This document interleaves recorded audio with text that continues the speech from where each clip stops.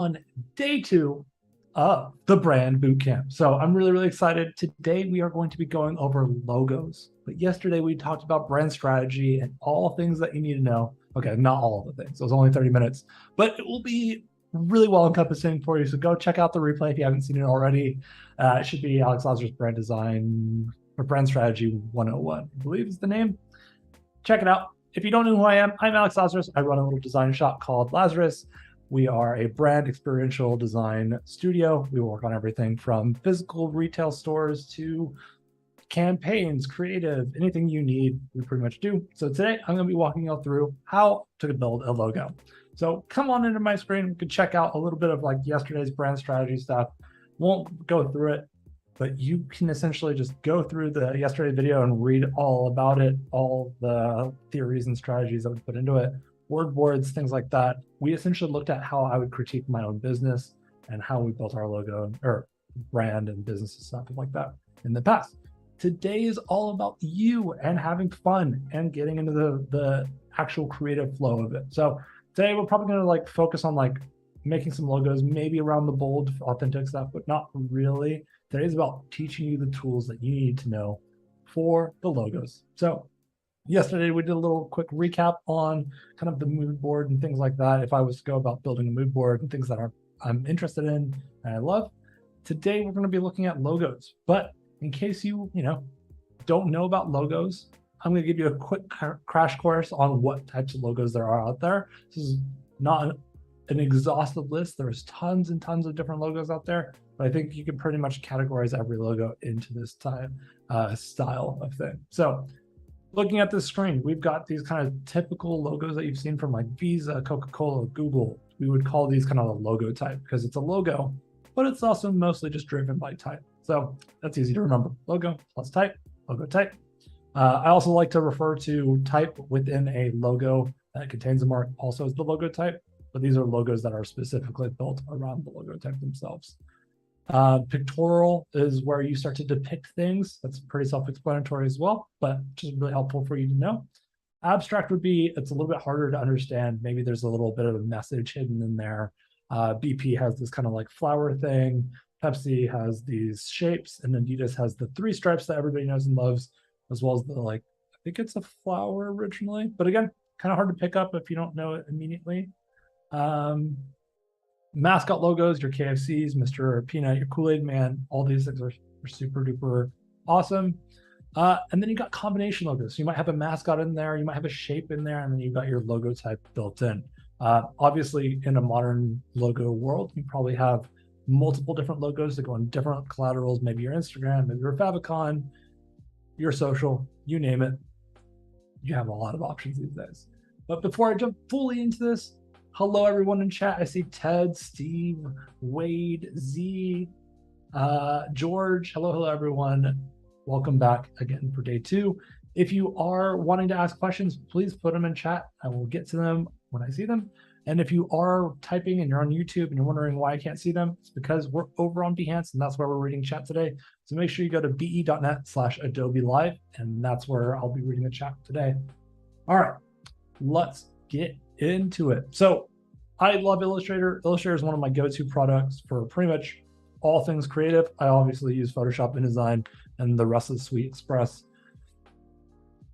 After Effects, Premiere Pro, all those other things, but really my go-to is Illustrator. So if you're not familiar, what I'm going to do here is I've got artboards already set up. You can press Shift-O, and it will pull up your artboard layer. I have artboards for the mood boards, for the strategy documents and things like that. I can just drag and make another artboard if I want. But when I'm making logos, I like to be pretty messy. I like to finger paint a lot, do all those kind of crazy things. So what I'm going to do is actually press Command-Shift-H, and I'm going to open up the artboard, and now it is not showing the artboards themselves, but the whole thing is now white. And this is what I like to do when I start designing logos, because it allows me to just be messy and get things all over the place and have a lot of scraps and things like that. So just by moving the screen over, it looks like a brand new starting point. This is what I'm going to show you. So logo design. Logo design can be as complicated as you want it to be, or it can be as simple as you want it to be. And I think there's a beautiful tension that happens between the two. So what I'm going to show you is some of my favorite tools. What we're going to do is we're going to go straight into the marquee or the rectangle tool here. And you can just see if you hold down your shift key and pull, you get a beautiful square being made. If I just make another one, I can make it a rectangle. You have so many different shapes. We're going to start with just simple shapes to give you kind of the idea behind the mark itself. And then tomorrow we're going to talk about type. All right. So we can treat this as a business logo for myself, but I think it's more important just for you to understand how you can put these things together to make your own logos really quickly from home. So that's the square tool. We have also got the ability to go into the rectangle tool, sorry, and you can go into your ellipse, or you can press L and you pull out the ellipse. If you press shift, it will go from this, it'll go proportionately. If you press from option and shift, it'll go from the center. That works for all the tools, but I'm going to just make it the same as the square above. And then I'm going to make another one and make like a sort like an oval here, trying to match the sides of the marquee above it. Boom. Very simple, very easy peasy to look at.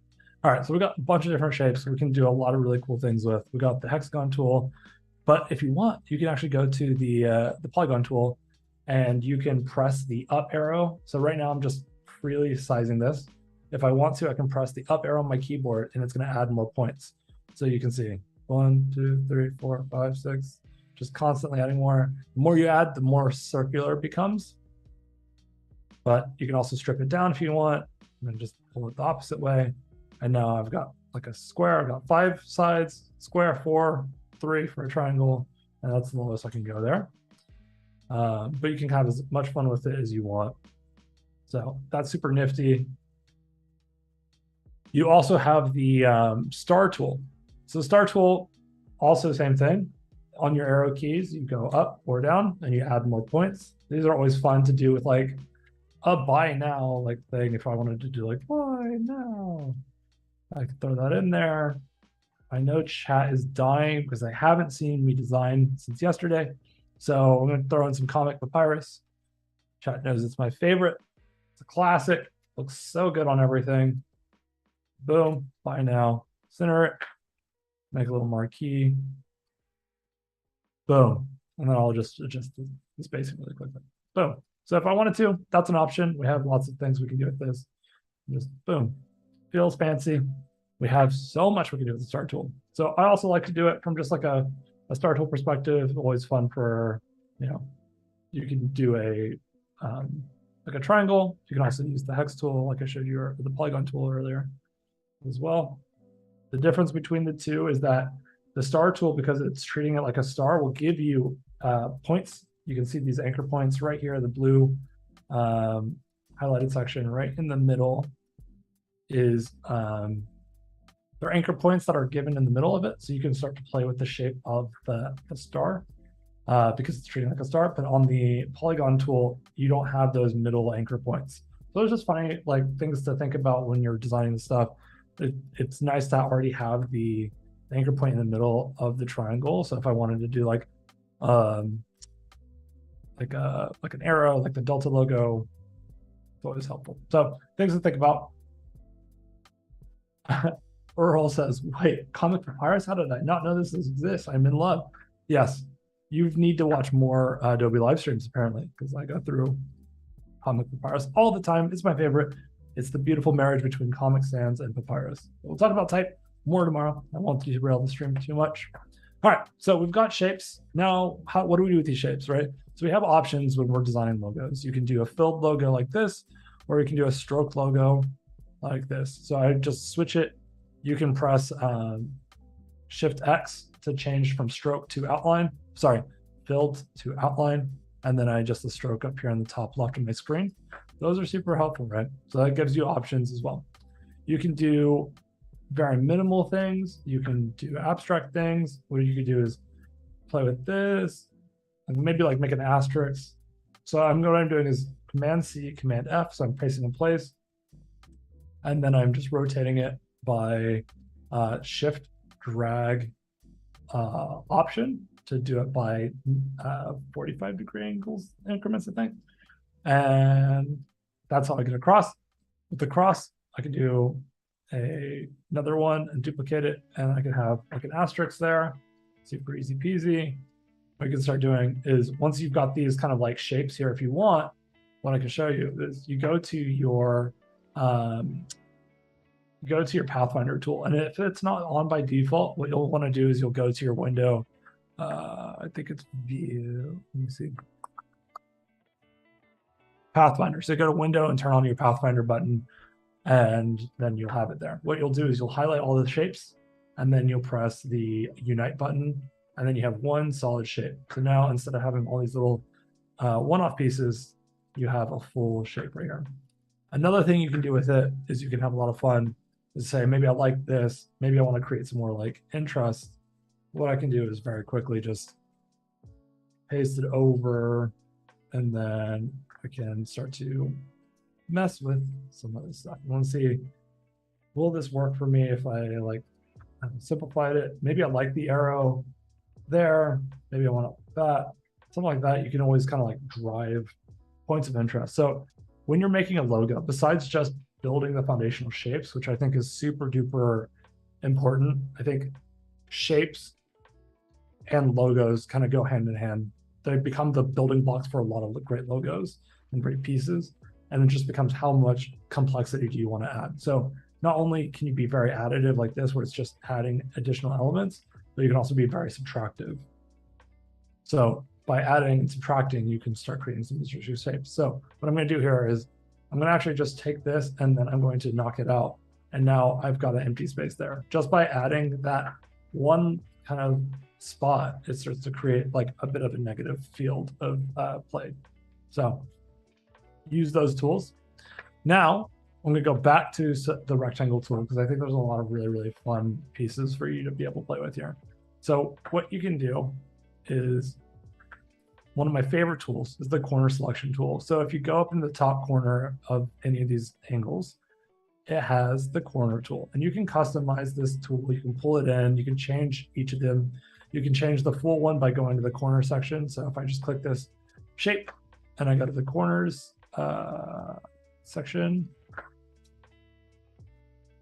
click all these corners and go to corners. I can round them up here if I want to. It's a good way to keep things consistently. Or you can use the rounded rectangle tool if you want as well. Be warned, if you're pulling two anchor points together, it cannot go past the unifying point. So once you have a rounded circle there, you're kind of, I can explain. Lost my train of thought on that one. But essentially, you have options. So let me see if I can pull this guy down here. Cool. So now you've got like a question mark or maybe a chat bubble or something like that. So it's super easy. Start playing with that shape. What you can do now is okay, I've got an interesting shape here. What I'm going to do is just duplicate it by dragging the shift option over. And then I'm going to do this. I'm going to right click on it and click transform reflect vertical. And it's going to transform in space. And essentially what I can do is pull this down and pull it up and boom. So now I've got kind of an easy kind of, just within a couple of minutes using basic shape language, you've got kind of an interesting, compelling mark. So many things you can do with this. Go here. Oh, Shauna's in chat. What's up, Shauna? How are you doing? All right, so we're gonna pull over. Boom. We can make even more wild. We can also start to play with individual pieces. So I'm going to take the ellipse. Circles are one of my favorite shapes. So what you can do is you can take the ellipse, you can click on anchor points, and you delete them. So I'm just deleting this to make a half circle or semicircle. I'm going to extend. Right now, this line is not filled. It looks filled, but you only have this path kind of not completed. So what I'm going to do is actually take the anchor points and pull them together like that. And then I'm going to make it filled again. What this gives me an opportunity to do is also, I can just start to mess with these pieces. If I want, I can look here and know that I've got like my center point. So what I can do is also delete this if I want. So I got this half circle, delete that, and then I'm going to do the exact same thing again. I pull the anchor points over. Let me do that in an outline mode so you can see exactly what I'm doing. Shift X. And then I'm going to just delete this anchor point because I have this anchor point here already. I'm just going to pull that back and then delete this point. And then I'm going to just fill this anchor in. Boom. Now I've got this piece here. So with that, I can start playing again if I want to like stack it. A lot of people, if you look online, you can start pulling inspiration from Behance. We'll talk about that in a bit. But you can really start creating some really fun, like interesting shape language. So if I like this, maybe I need to just keep running with the stairway approach. That could be a thing. Or if I want to see, okay, this is fine as like a shape, but it's not necessarily the strongest. Then what I'm going to do is essentially just go in, add a stroke, and see if adding any negative space to this actually starts to help translate things. Oftentimes, especially with this, I don't want to lose the inside shape. So I'm going to change the stroke from being aligned to center to being outlined. And oops, sorry, that's interior. Click and got to be outside. That way I can keep the same shape of the top and the bottom piece. So it gives you an option to start playing with as well. Your role says, what are you using to add the lines to connect the two points? I was using the pin tool. So the pin tool you can press P to do, and then you can start to control. So the pin tool is also a really great way if you don't want to use your own, if you don't want to use shapes as a starting language, you can start with the pin tool. You can freeform it. Every time you put down an anchor point, you can control the anchors. So you can make some blobs. It's a great way to start tracing your, like maybe you have a logo that you've already made or drawn out at home or in your sketchbook or whatever. You can start playing with these pieces and start tracing it. If you've done an illustration, you can also use it for this purpose as well. Super easy as well to use. Love the pin tool in Illustrator. I think it's great. You can also use the blob brush tool or just the brush tool. But I don't think for the purposes of today, using it for a logo is going to be helpful for anybody. So we're going to just focus on pin tools and shape language and things like that, and then adding and subtracting to give you a logo or mark that you want. I love leveraging kind of unique geometry to make things happen. So I'll see what we can do here. There's options we can pull in, like just highlight one side of the circle or one side of the rounded rectangle corner. We got this. Maybe there's a piece here that we want to play off of more. So maybe we want to just start to align this to the bottom left of the corner.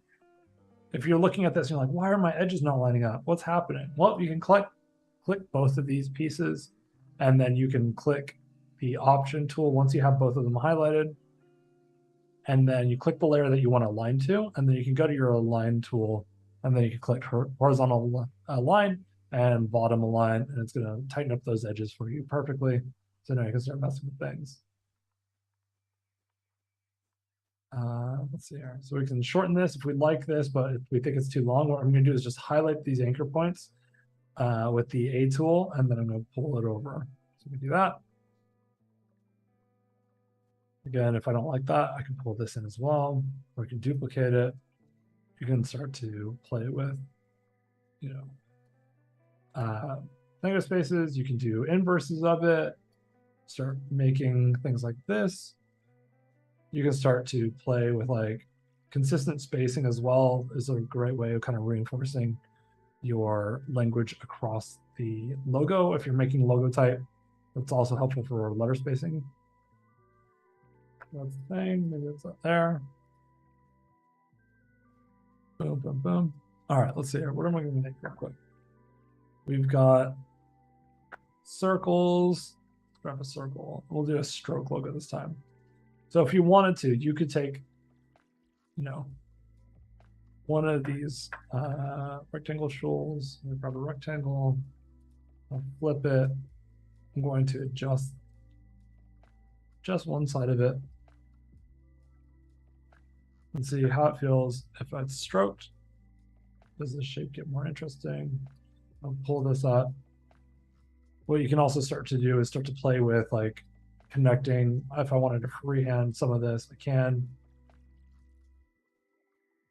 Does that work? Maybe not. Let's slide this out a little bit further. So you can start messing with that. If you want to add in additional elements, you can do that with the pen tool. At the end of the day, though, whenever you're making your logos, you want to make sure that at the final end of the process of making a logo, whether it's stroked or filled, you want to make sure that you outline this. So what you're going to do is you can go up to the there we go, expand tool in your edit options, and you click fill stroke as well. And what it's going to do is make these full, and then you would essentially just do what we did earlier and click the unite button. This way, you're not changing things. The issue that I'm trying to explain to you is what happens when you do this and you zoom out and you make a gigantic logo and you just pull it all the way up and you're putting on the billboard, and then you realized all you did was you didn't outline the stroke. And so then you've got really, really thin logo. You don't want that. You want to make sure everything is always uniform, never matter where it goes. So by outlining it, what you've done is you've made it consistent and scalable for whatever size it goes in. So just things to watch out as you're exporting these logos. You can always have fun with it.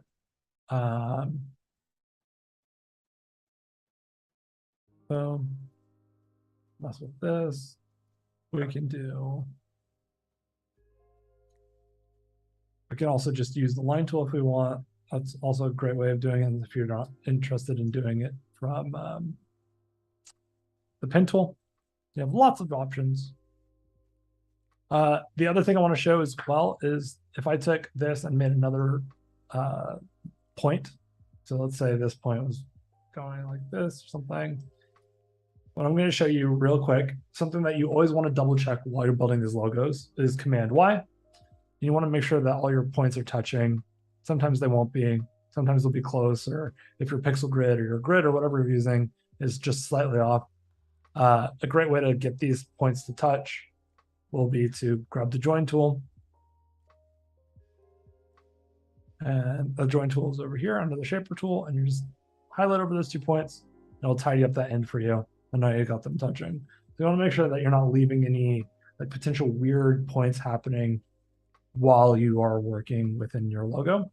So really quickly, I know we've kind of shown a bunch of different ways you can make a logo. I think that this is probably the coolest shape we've made so far. If I was to take this, I would probably continue to riff on it a little bit more, make it a little bit more interesting, probably play with the arrow a little bit, or play with several arrows. You can probably separate these all out and make their own individual pieces. But a great space for you to kind of start looking for logos and seeing inspiration is what we did yesterday is pulled a mood board. We saw some of these really cool shapes that you can start making. A lot of these really great monograms over here are really thick, really like communicative and bold. But if you're not familiar, you can quickly just go into like Behance.com or Behance.net and then scroll over here, press logos, and you can start checking out like some of the top logo projects. You can see which ones have been featured in the graphic design section. You can see a lot of people are making these really great logo folios. That's another great tool to search for, like this person here did a logo folio by Typeful. You can see just by using some of these shapes that we've talked about today, you can start to put them together, make more intricate logos, patterns, textures, all these beautiful things. Like these are great. Now with all the tools that you learned today, you can literally do this yourself, which is cool.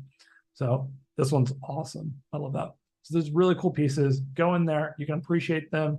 You can save them. You can add them to fonts, logos. You can make your own mood boards. So if you say you had a project or a client thing that you needed to get done, you can go in there and be like, okay, cool. I'm working with a sports company and I pull all these sports logos. So what I'm going to do is, I love this logos. I love the logo folder here. I'm going to click the logos section, not iconography, logos, and click save. I'll add it to the mood board. And then whenever you go back to your Behance page later on, not only because I've liked it, you can see what you've appreciated, but also you can go to your mood board section and you can go through and look at the mood board. You can find all the projects you've been looking at. Let's go look at the logos folder. Logos. Logos that I've liked over I don't know, the 10 years I've got Behance. Some really cool pieces in here. Love the type. Some of these like really fun shapes are cool as well.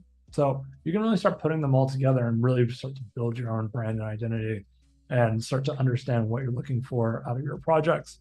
These are all great. Oh, these are on my advertising. Why did I get on my advertising board? Anyways, we won't go into the advertising board. I don't know why that pulled up. Maybe I misclicked. Probably misclicked. Let's see here. Yay, logos. All right, perfect. We're back in the logo section. Some of the logos that I've liked over the years, some really great shapes, shape language. I think that's a pretty good understanding of the bare bones that you need to know for creating your own logo. I'm super excited about it. I hope you all are as well. I can't wait to see what y'all start making with these shapes and tools. Hopefully that gets you pretty close to the way. Tomorrow we're going to be focusing on type, and I'll be pairing some of the logos that we made today with type and explaining why and how you'll be choosing different types for your brand. But stick around. We have a 5-day series. So we're only on day 2. Tomorrow's day 3. Stick around for the rest of the week, and we'll see you soon. All right. Bye-bye.